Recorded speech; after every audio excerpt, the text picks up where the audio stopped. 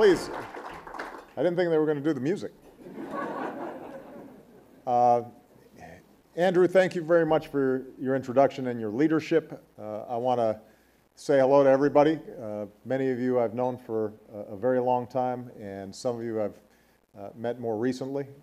But let me say at the top what I always like to emphasize when I get a chance to speak to our business leaders, and that is I am very much rooting for your success because what is absolutely true is that when your companies are thriving, when your bottom line is where it needs to be, then the possibilities of jobs and growth and people being able to achieve their dreams are greatly enhanced. Now, the good news is that after 4 years of difficult times, we have seen a steady recovery, if not as robust as we would like. And we've seen over 6 million jobs created over the last 35 months. Housing is finally beginning to recover. There is reason for optimism as we move forward. I think what everybody here is aware of, though, is that we've got a long way to go. Unemployment is still too high. Middle-class families are still feeling enormous stresses and strains. And what I think everybody is concerned about is the enormous uncertainty in terms of the political framework, the tax framework, the debt framework within which all of you are going to be operating over the next several years. And right now, the biggest manifestation of that is the potential for a sequester that kicks in starting at the end of this week. Now, I should point out, and I'm sure you've heard from a number of experts and economists, that this is not a cliff, but it is a tumble downward. It's conceivable that in the first week, the first 2 weeks, first 3 weeks, first month, that unless your business is directly related to the Defense Department, unless you live in a town that is directly impacted by a military installation, unless you're a family that now is trying to figure out where to keep your kids during the day because you just lost a Head Start slot, a lot of people may not notice the full impact of this sequester. But this is going to be a big hit on the economy. And both private sector as well as public sector economists are estimating that we could lose as much as 0.6 of a point, maybe a little bit more, of economic growth. And that means, inevitably, hundreds of thousands of people who are not going to get jobs that otherwise would get them. It means that you have fewer customers with money in their pockets ready to buy your business, your goods and services. It means that the global economy will be weaker because although we obviously still have a long way to go in recovery, we're actually doing significantly better than some of the other developed nations. And the worst part of it is it's entirely unnecessary. It's not what we should be doing.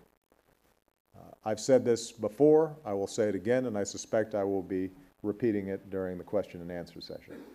But if you look right now at what our economy needs, taking $85 billion out of it over the next 6 months, indiscriminately, arbitrarily, without a strategy behind it,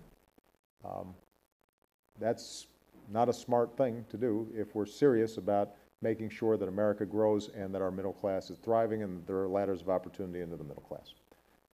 What we should be doing, and what I've been calling for repeatedly over the last not just several months but several years, is a balanced approach to deficit reduction that combines some tough spending cuts, particularly focused on how do we deal with long-term trends on some of our entitlement programs, and a tax reform agenda that, without raising tax rates further, could in fact raise sufficient revenues that combined would yield about $1.5 trillion in deficit reduction over the next decade, would replace the sequester, would bring our deficit to GDP ratios below the 3% threshold that we need for stabilization, that would stabilize our debt to GDP ratios for the next decade, and would lay the groundwork for more expansive growth because we would have simplified our tax system,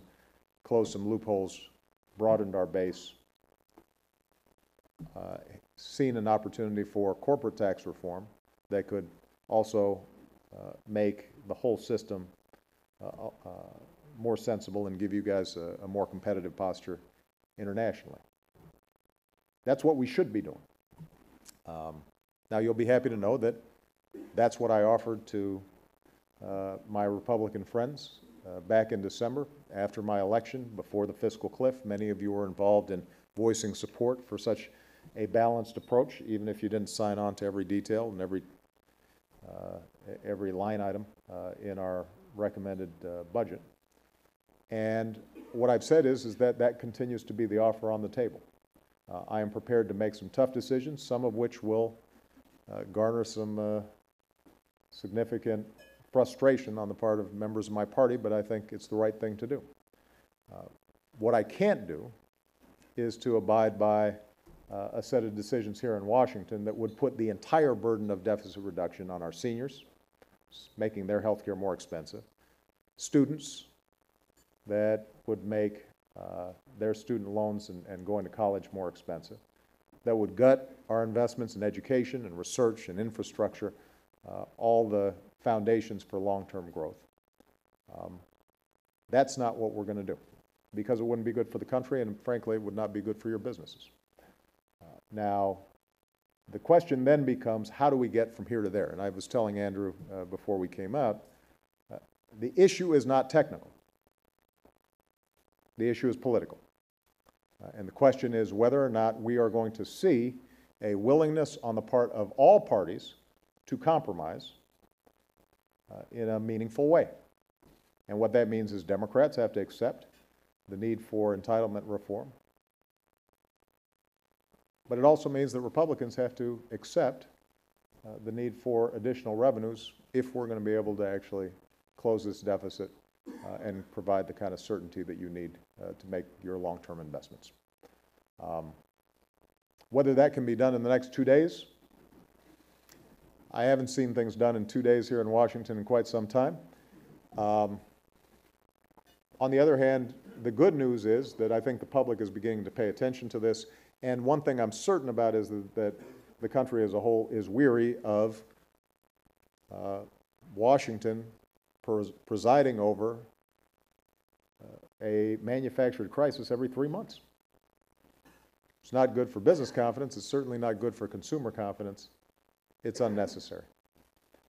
And my strong hope, and the case that I'm taking to the American people, is that we can once and for all resolve this in a way that is equitable, in a way that is focused on growth, in a way that provides opportunity for everybody in this country who's willing to work hard, regardless of what they look like or where they come from, or what region of the country they live in. And it's right there. It's there for the taking. And what I strongly believe is that if the business community speaks out for such a sensible, balanced, responsible approach, then eventually it will get done. I think it was Winston Churchill who once said that Americans always do the right thing after they've exhausted every other possibility. And we're getting to the point where we've now exhausted every other possibility. And I have confidence that what's been true for our country in the past will be true for this country in the future.